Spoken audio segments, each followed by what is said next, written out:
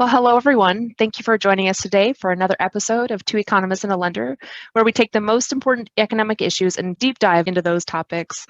I'm your host, Carly Jacobson, and this month we have David Widmar and Brent Gloy back with us from Agricultural Economic Insights, along with their own Tom Hinkeldey, Financial Services Officer out of the Northwest Iowa region.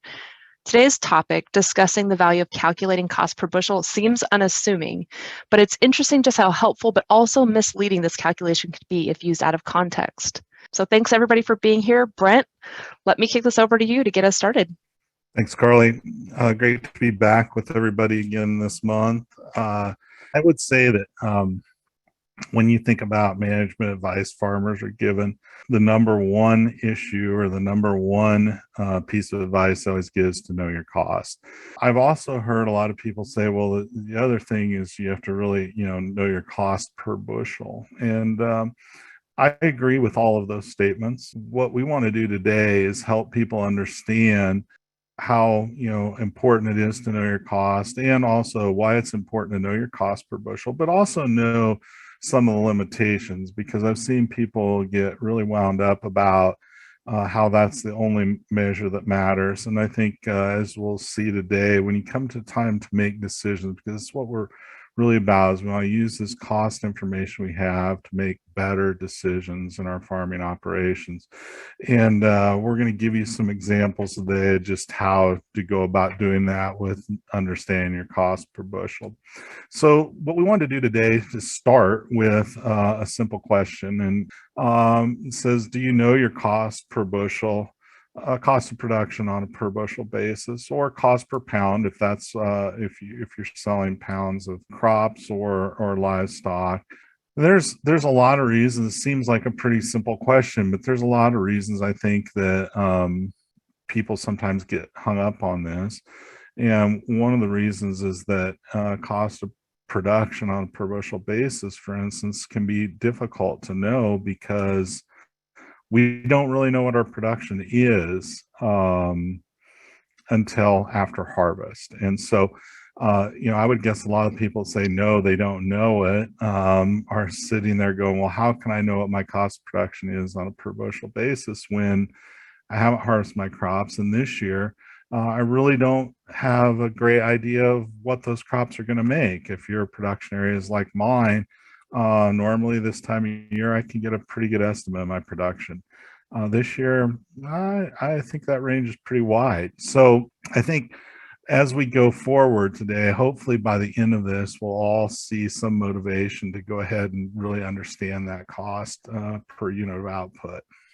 And Brent, I think this is the first straight up tie we've ever had on the poll. So 50% saying yes, they do know, 50% saying no, they do not know. So I didn't know where this would land out, but it's good to have this information. And I think as we work through and talk about this, the concept might be a little more familiar than it initially seems. And one of the challenges that oftentimes happen is, we're buying inputs on a per acre basis, seeds per acre or land per acre or fungicide programs or herbicide programs, but yet we're selling the bushels. And so there's this mismatch between the things that we're buying on an input basis and the things that we're selling, which are on an output basis.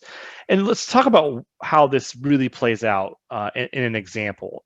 And one of the examples, it's a classic example. This is going to be something that's familiar to a lot of you, where you can see how it's familiar. You can extrapolate it to your unique situation. Is, let's say you're a farm and you're raising corn and your production costs are $1,000 per acre, and your estimated yield is 180 bushels, and you're considering a fungicide application.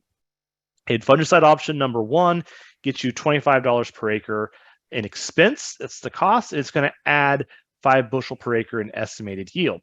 Option number two is $50 per acre in expense and a 10 bushel increase in estimated yield. And so as you can see, there are things that are impacting the cost, and there are also these revenue components. There are these yield components, and some of this could be driven by how valuable that corn is as you think through this. But one way that you can look at this is, what does it mean to be the low cost producer? And if you look at these alternatives, these three alternatives, and say, okay, what's my cost of production on a per bushel basis? The appeal to this method is it starts to help you think about that trade-off between higher expenses but yet higher production. So for the base case, there's a $5.56 per bushel. For option number 1, it fell to $5.54 a bushel, and then the fungicide option number two, the third option, gets you down another penny to $5.53 a bushel. And so it really starts to frame up this idea. What's it mean to be a low-cost producer? Economists like to tell producers you have to be the low-cost producer, and that's not necessarily being the low-cost producer on a per-acre basis or a per-head basis. I always jokingly say, if you want to be the low cost, just don't plant anything, right? Don't have a seed bill, don't have a fertilizer bill. That isn't going to be the economic optimum. But this per output basis, per bushel or per head basis, per pound basis, allows us to think about those trade-offs between total expenses and productivity. So this is a fungicide example. We also see it with fertilizer. One of the cautions with high fertilizer prices that if we cut back, we could have an adverse yield impact, and that could really set us back as well. Also with feed, sort of feed option number 1 for our livestock versus option number 2. One of them might have a lower per pound cost or total cost of acquiring, but some of them might give us more benefits in terms of productivity. Also, we see something similar with equipment and how many acres we can cover in a day, or how fast we can get that done on an hour basis. But it's this trade-off that we have to keep in mind. And David, I think one of the important things in an example like this is to realize one of the key drivers of this is that yield impact. And so, as I start to think about those things, a lot of times an option like a fungicide or something, I want to see a really high return because that yield impact can be very uncertain. So it's not usually linear like that. In other words, it doesn't just stair step up. Sometimes it can be either big, but if conditions don't cooperate, it may not be there at all. And so that's where we have to start really weighing the trade-offs in looking at numbers like this. Are, well, $50 per acre is known. The cost per unit of output is not really known because there's a lot of uncertainty about just what that estimated yield impact will be. And that's where we get into the really, the art of making the management decisions. So think about the cost per bushel analysis, or cost per head, or cost per pound. There's some pros and some cons. On the pro side is what we just talked about. It accounts for that trade-off between changes in productivity and the changes in costs. And when we say you want to be the low-cost producer, you really want to be the low-cost producer on that output basis. We really want to get that down. The second thing that's a solid pro here is it's a familiar concept if we think about the break-even. And a lot of times we take our total cost and our crop budget and we look at the number of acres and the number of bushels we're anticipating. And so that break-even concept is something that a lot of us are maybe familiar with. And so there is some familiarity there. On the con side, there are some cons to this analysis. First off, I'll just kick this up saying it's not going to solve all your management problems. And that's one of the things that we're going to talk about today is sometimes it's a tool that works really well, and sometimes it's a tool that doesn't work well at all. And it's oftentimes figuring out which one of those tools we need to use at the given time. The other specific con is that it's impacted by production variability. And so within agriculture, we know weather. And so as Brent talked about before, there's uncertainty as to how much of a response that fungicide will generate, but there's also probably uncertainty as to what the overall crop is going to look like.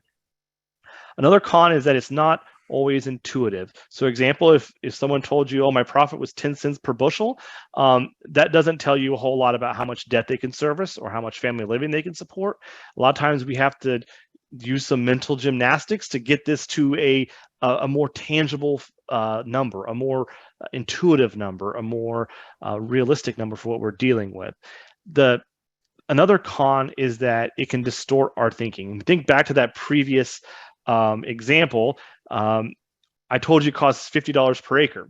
A lot of us can really size that up really closely and know what that feels like. That's a pretty big expense. But if we could do the same math, then we could say, oh, it only costs 3 cents per bushel. And that doesn't really register in our minds quite the same way.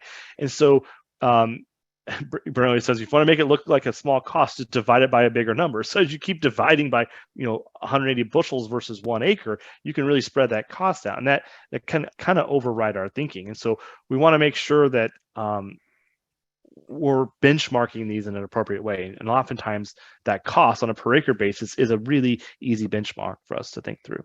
Yeah, and I always like to say, you can penny per bushel yourself into a negative profit real fast on the expense side. So like we said, it can really be, distort our thinking a bit if we don't really think through. So again, what we're trying to do is lay out here good things to watch out for. And this is a thing to watch out for, is it can really distort your thinking a little bit if you let it. If you don't let it, it's very useful. So I would say, David, the two most common measures of cost that we see are per acre costs and per bushel costs, and most things, probably still the most common measure is the per acre. And let's take a couple of examples and apply both of these concepts to them. So the first one would be, say, evaluating a cash rent, which cash rents this year is probably going to be a lot of evaluation going on with where they're likely to head. Per acre is the standard way to submit a cash rent bid, and so we're used to thinking about it that way. It's a known expense, so it makes sense to do it. When we look at per bushel, I think sometimes we can get some additional insights, though, because we can start to say, well, $350 is a really high cash rent, and I'm just not going to pay that.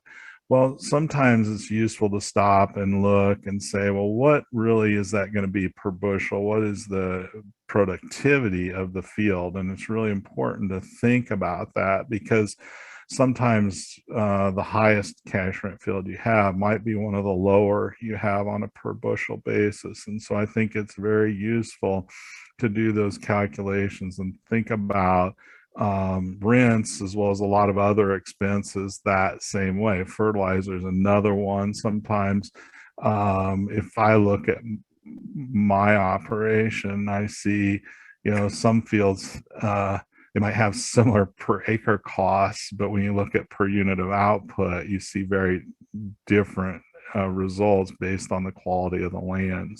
So really useful, I think, to think about cash rent also on a per bushel basis. And same thing with livestock as well. The other thing I think that's useful, another decision is common, is marketing decisions. And here's a case where per acre is a lot harder to think about, because we don't typically sell an acre of crops, we're selling the bushels. And so somehow we have to convert those things back to dollars per acre, which I actually encourage you to do.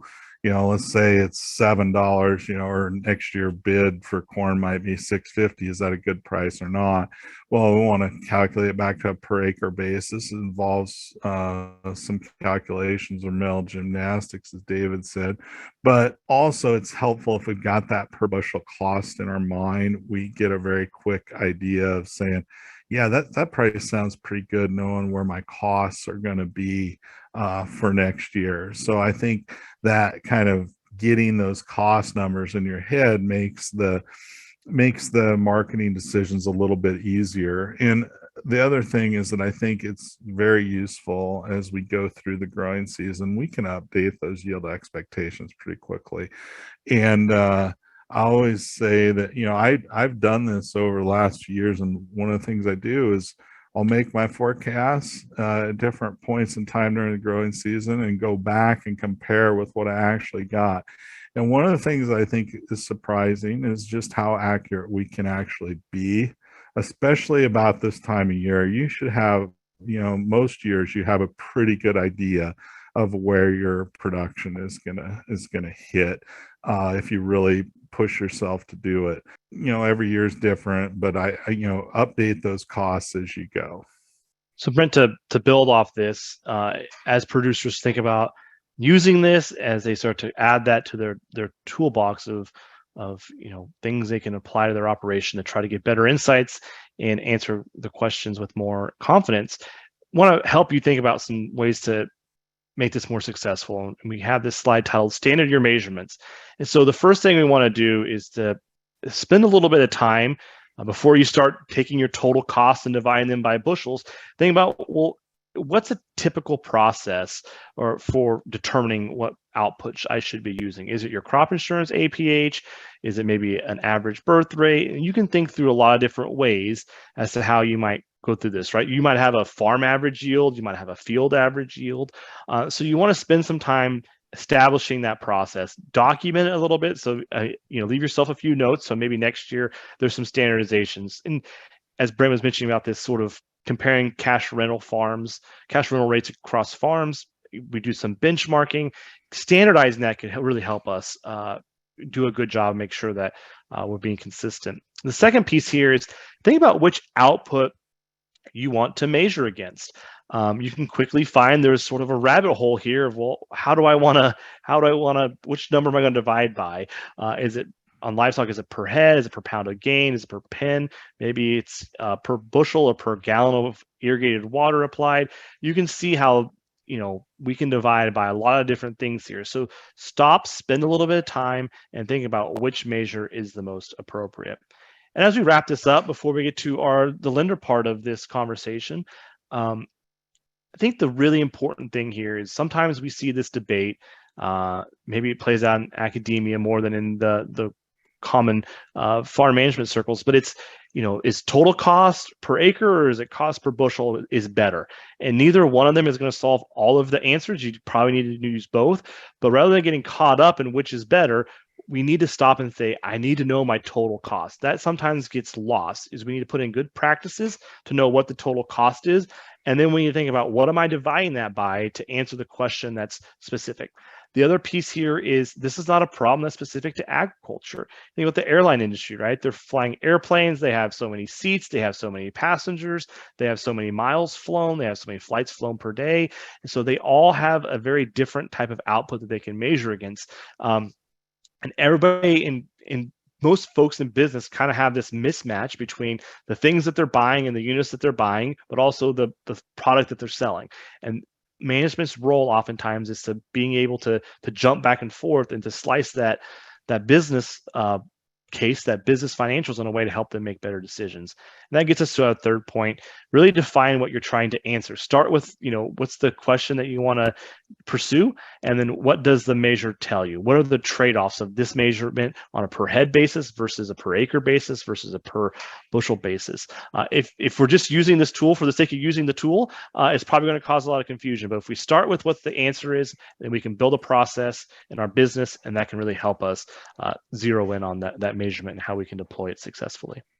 Yeah, and I think that's the most important part, is knowing your costs are really important, and getting to some measures that help you make decisions, because that's what management is all about, is making better decisions, and we want to run the most effective business we can. So get some of these output measures, not just input measures like cost per acre, but start to think about them and how they can help you make better decisions. The other thing I would say, David, is we have several webinars in the archive of Two Economists and Lender about calculating costs and how to calculate those costs, which I think is an important component of this, getting the right costs in there, because it can really change your thinking when you start looking at different types of costs. So you might want to check that out as well. Make sure and put your questions in the Q&A bubble as we go. And David, I think you're up to bring in our lender. And we always, questions about this topic specifically or costs more generally, we're happy to cover all of those. So at this point, we're ready to bring Tom in. Tom is our lender expert this month. It's been a lot of fun to work with Tom to prepare for this webinar. So he's going to answer a few questions with Brent and I. And then, of course, at the 30-minute mark, we'll wrap up the presentation and stick around for any questions in the overtime section. So Tom, thanks so much again for joining us. Let's kick this off by having you tell us a little bit about yourself.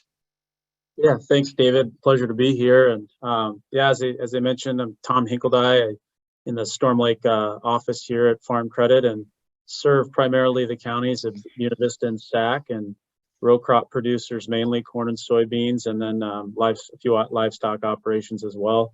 Have 4 kids and live kind of west of the office here, and kind of help my family on the farm as well in the fall and spring sometimes. So. Well, great. So, Tom, thinking about this lender and sort of that farm involvement that you have, curious to hear where you stand on the issue a little bit. What are your thoughts as we prepared for this? Yeah, your guys' presentation was kind of spot on, and it's kind of dovetails with how I think about it too, which is I think there's insights to be gained from both ways of measuring things. I think on a per acre standpoint, the number of acres you're going to have in a normal year.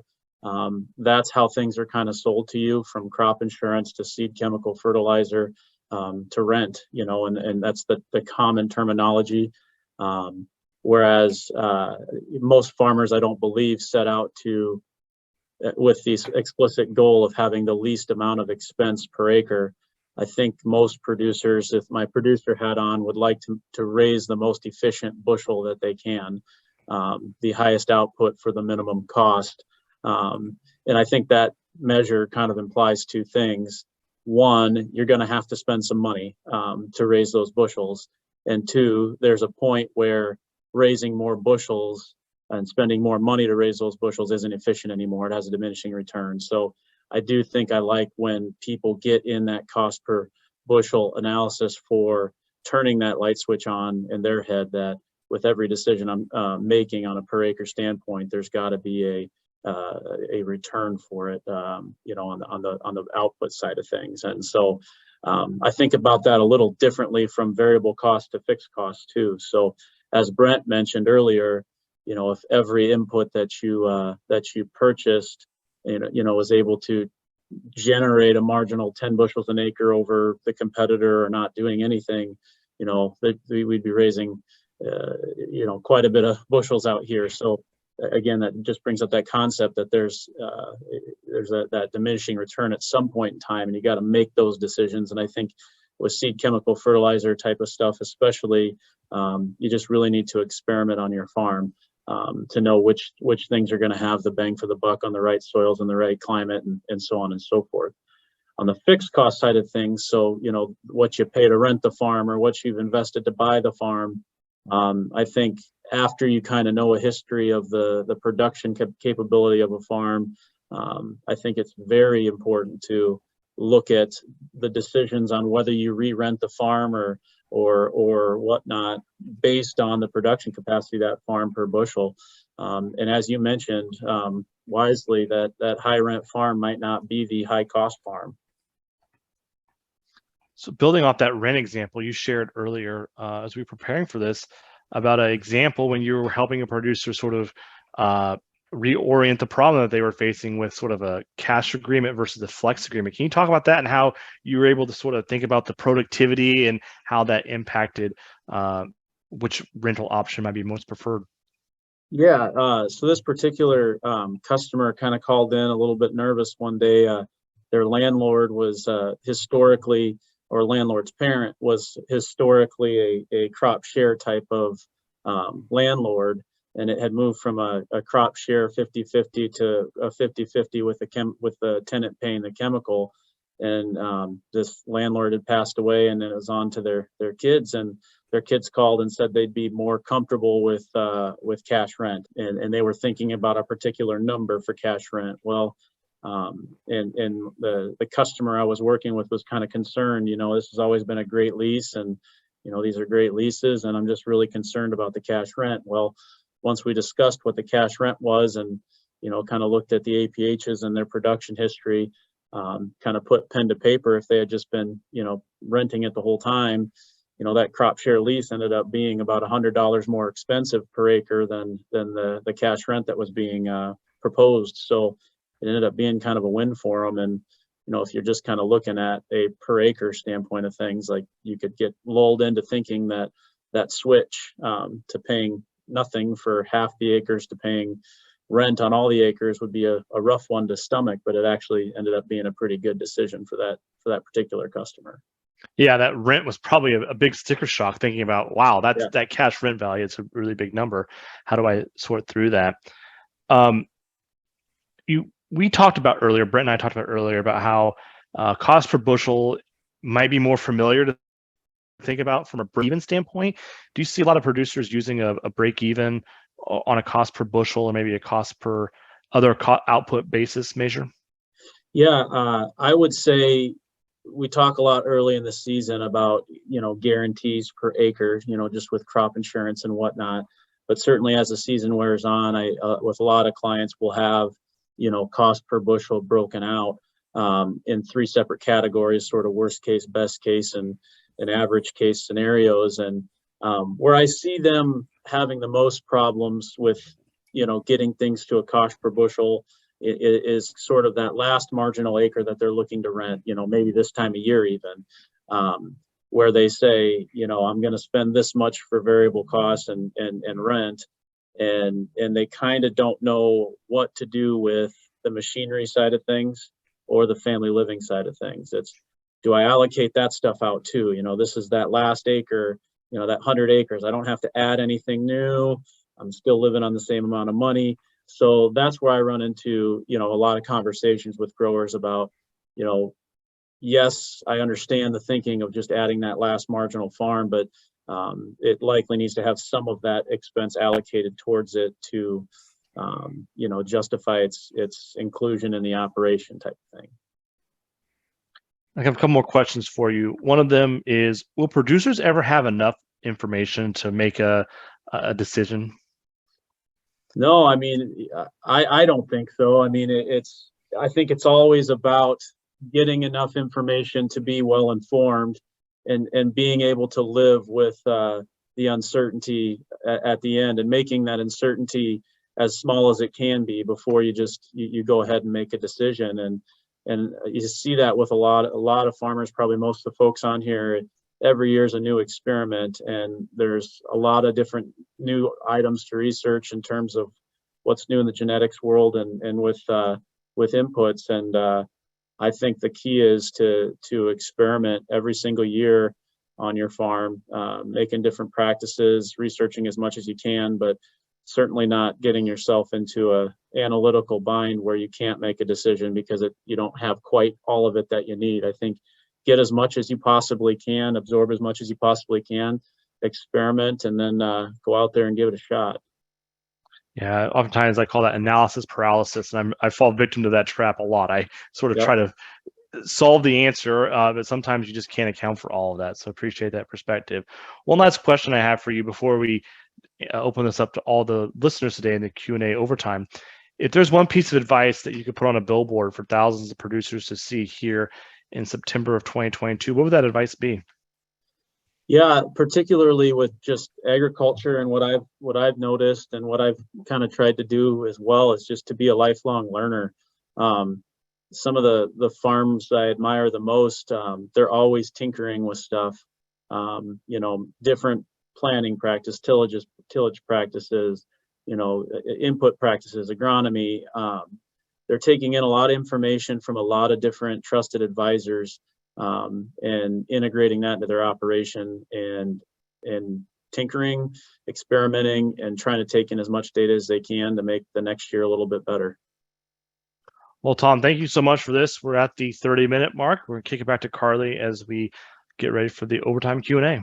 Thanks. We have several questions in here. I see cash rents is a popular topic this month, and not surprising, given higher land values, relatively strong farm incomes, and a push upward on rental rates. So we'll just jump into a few of those. The first one being, where do you see lease acres and rent rates going for next year? My feeling is that they will probably be higher. I'm fairly confident that that's going to be the trend. Now, that's always a risky statement to make because some rents are probably, may already be too high. So I'm not saying that all individual rental contracts are going up.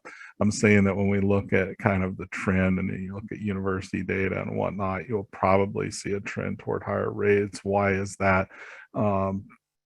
partly because commodity prices are very strong right now. So I think there is going to be pressure on rental rates to go up. The thing I always caution people against, and it reminds me back to the very first article David and I wrote when we started Ag Economic Insights, was about cash rental rates. It was the very first article we wrote, and we started off with a quote and said, the corn isn't high because a rent is paid. The rent is high because the corn is high. And the point of that quote is to say that rents aren't high because land values are high. Land values are high because rents are high. And that causation is really important to understand and think about. So in other words, it shouldn't just be, well, my land's worth more, so I should get a higher rent. Well, that's kind of the backward causality on it. And it's important to understand that rents have to go up in response to improved incomes, and that's what should drive it. And if other things are driving it, then it's a kind of a major warning. All that being said, I think they're probably going up. David, I don't know if you have anything to add to that. We follow a lot of data series, and so I know I'm going to make this broad statement about one data series that we follow, and there'll be a lot of anecdotal evidence or other data that doesn't quite track this. But one thing that we've observed is that cash rents are today about what they were 10 years ago. So they had a big run up to 2010, 11.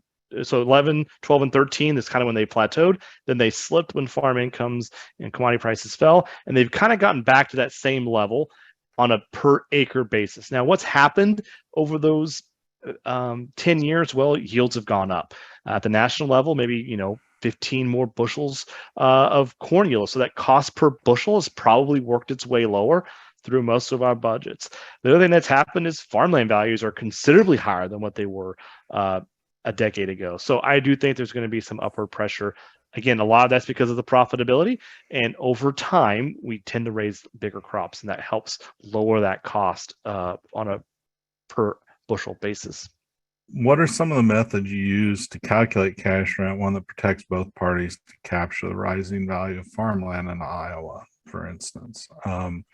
And so I think as we start thinking about cash rents, that's an interesting question to say, okay, how do we come up with a rent that we think is fair to both parties and reflects reality? And I think the best way to start with that is to put together some budgets. And so you can have a sense of, just what things look like. When we start to get a little closer, we'll get some ideas about what crop insurance guarantees and other things might be that helps come up with some numbers. So I think it's useful to have a kind of a transparent discussion with the two parties, saying, here's costs, here's what returns expect, here's what the productivity of the property is, what I think it can do. The other thing I think is important to remember too is it's just like every other business that you as farmers deal with. Think about your local elevator, for instance. How do they attract grain into their business? One of the ways is with the bid that they offer. So they might offer a really high bid and they get a lot of grain. But most of them, if you look across it, the bids are pretty similar. And so what they're trying to do is differentiate themselves on the basis of other factors in their offering. Maybe they offer better service, so they build a personal relationship with you, or they unload faster, or whatever it might be. And I think as farmers, oftentimes we need to start thinking a little bit along those lines of, okay, we could differentiate ourselves by paying the highest rent. That may not be the best way for success in your business. What about some other ways you can other things you can offer that customer that might attract them to lend or to rent their farm to you? And I'll just jump in there real quick, Brent, and keep in mind that fair is going to mean something very different to a lot of different people. As Tom shared in that example, that share rent has risk. There's yield risk. Maybe there's a cash flow consideration. And so we oftentimes need to think about all of the things that Brent mentioned. And so sort of the 30,000 foot level, then what works really well for maybe our specific operation. And the next consideration is what might be a need or preference or a desire for that landowner. And so you kind of have to triangulate between all of those factors. And there is not a one size that fits all, even if it's the highest bid, right? That still might not be the most attractive given everyone's differences for risk preferences and cash flow considerations and expectations about the future. I was just going to say that, in my seat, have definitely seen the prevalence of flex leases tick up here as of late. A lot of different ways to structure those. There's some good examples on, I'll use Iowa State for an example in my area. There's some good Iowa State examples of those, and a lot of data around what the long-term return to land has been for landlords on sites like that. So those are some references for folks too. Here's another good question, kind of related. What do you do in your costs when you don't pay rent? For instance, you own the land. And probably all of us are in varying stages of that. Own some land, paying for some land, rent some land. How do you make a number that makes some sense for you to make decisions? And this isn't a favorite for an economist because we use this idea of opportunity costs, whereas someone like an accountant might say, well, you just use your book value that you purchase the land at. That's one approach. As an economist, we would say you probably ought to use something more like an opportunity cost, which is try and get a feel for what that land might be worth if you were to sell it. Even if you have no intention of selling it, you're trying to generate some kind of a return on it. And so I think you need to include some cost for that land, even if your only cost associated with it might be something like property taxes. It should probably be higher than that. May not have to take it all the way to what you might think it sell for at auction, but we want to make sure we get a number in there to account for it, because that will help us make more business savvy marketing decisions. So if we value that land really low, we might get ourselves lulled into a sense of we just don't have that much cost, so we can sell at different prices. Let's try and get what kind of return do we want to earn on that land in as our costs. David, do you have thoughts on that? I encourage you to go back and watch the webinar from about a year ago. It was called what was that called? Know Your Cost of Production, which was kind of a similar idea that and Brent, we broke out the ideas in about a 30-minute conversation that Brent just outlined at a high level. It's like, there are maybe the costs that you need on a cash flow basis to really cover all that you need, all of your obligations. And then maybe there's this cost that's a little more economic or a little more of a goal that you want to get to make sure you're getting a proper return. So it's a great question, and you're going to want to think about that and create a process for your own operation. Yeah, because it's like we said in that webinar, the pad base is know your cost, but what costs, and in that webinar we identify like 3 different categories of costs that we think are all important. And it mean different things at different times. For instance, you own that land, and you're making some large payments. It might be even more than a cash rental payment. So we got to kind of think about through all of those costs. Here's a question for you, David. What's the formula you used to get to 554 versus 553 in the fungicide example? And I believe what David did is just took the total costs. He had a total cost at the top, and he's figured 1,000 acres at $50 an acre would be $50,000. Add to that, divided by the new yield. Is that correct? Yeah.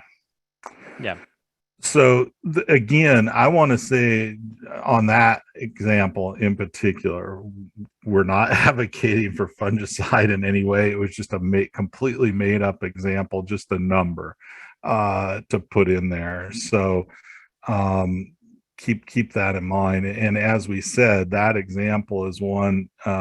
Frankly, a lot of things get sold on this idea of along those lines. And my point was, well, if we would have made that example to be 220 bushel corn versus 180 bushel corn, the cost would have looked even smaller.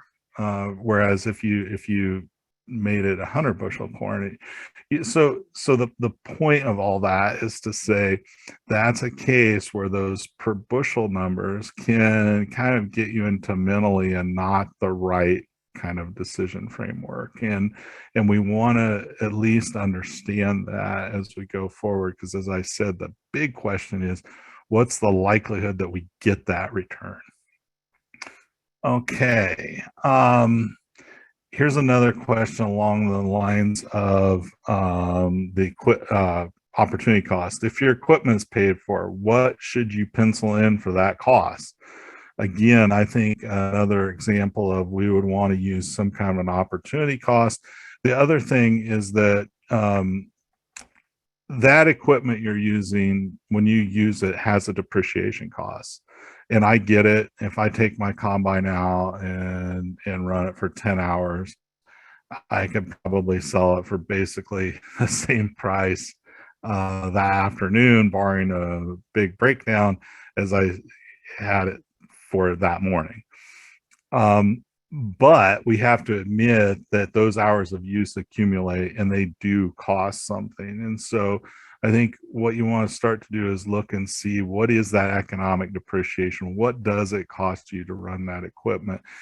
What's it going to cost you to replace that equipment at the end of the year, and start budgeting that in your cost? Because if you don't account for those costs and you don't sell at prices that are going to cover those costs, when you get your equipment becomes worn out, it's going to be really hard to replace it.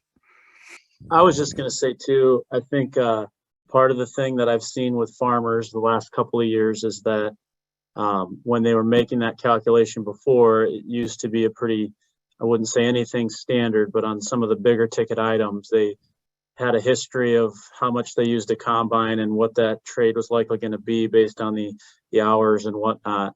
Well, the last couple of years, a lot of people were able to trade stuff in for, what they paid for it. So in my mind, what I keep telling people to do is, keep in mind what you paid for something and allocate it over out of a useful life to be conservative. And if you have to make an adjustment to your numbers on a one-off basis, once you trade it in and it didn't depreciate at all, that's better than the opposite. So I still kind of go with account for what a normal situation would be, and if there's a windfall when the trade-in happens, then so be it, type of thing. Because what you don't want to do in this scenario, right, is to say, hey, my cost of production is here. I can afford to pay this cash rent to farm this additional 1,000 acres. And we haven't accounted for that machinery cost in a full value. So now all of a sudden we might have paid more than what we should have or would have had we accounted for that machinery. We're kind of robbing the machinery to pay the high cash rent, and that could get us in a story. I think the question is really good, and it's really one that we have to think about. There's no clear answers, but we want to avoid the scenario where we're under projecting what our costs are and we start making growth decisions using those lowballed, and as a reflection of maybe some good management decisions, right? Where maybe you're doing good things to get that payment worked down. Yeah, there's always trade-offs there, and in the long run, we have to cover all those costs. And in the short term, sometimes we can make some sacrifices and maybe subsidize, returns one place or the other to kind of create, some return to overhead. But in the long run, we got to cover all of them. When we look at cash rents, man, some of those seem high. Do those ultra high cash rents cash flow on paper? And I think, again, that's back to that question of It depends, and it depends on the situation, and it depends what costs are, whether they make sense. And I think it depends on what's on your paper. And that at the end of the day, that's what's important to remember is what can you put on your paper. And sometimes it makes no sense. Sometimes it might make sense. And I think it really depends. But the key thing is to know what your costs are and what makes sense for you and your business as we go forward. What about fuel costs, and what about crop insurance? Should those be included in your crop insurance or in your cost of production budgets? And my answer is yes, they definitely should be. Crop insurance pretty obviously tied to the enterprise. Property and liability insurance is generally one of those overhead costs, and those are trickier to figure out how to allocate those and where to put them. And again, we have a webinar, we talk about how to do that. But yes, they're all costs that have to be paid and covered. And so what we want to do is try and figure out a way to allocate those out to the different enterprises, and we can play games with that and make one enterprise look really good and the other one really bad, but we don't want to do that. What we want to do is make good decisions and try and allocate them as we think makes most sense in our operations. So if, for instance, your irrigated production generates 80% of your revenue, one would think that you want to allocate more of the kind of general overhead costs to that enterprise, as long as it's generating those costs. So long answer to a short question, but yes, we need to allocate all those costs. Do we have others? Nope, that looks like it. That's great. Thank you. With that, all those great questions. Appreciate you guys. That'll do it for another episode of Two Economists and a Lender. Thank you, Brent, David, and Tom, for leading today's conversation, and for you in the audience, thank you for joining us. We look forward to seeing you online again next month.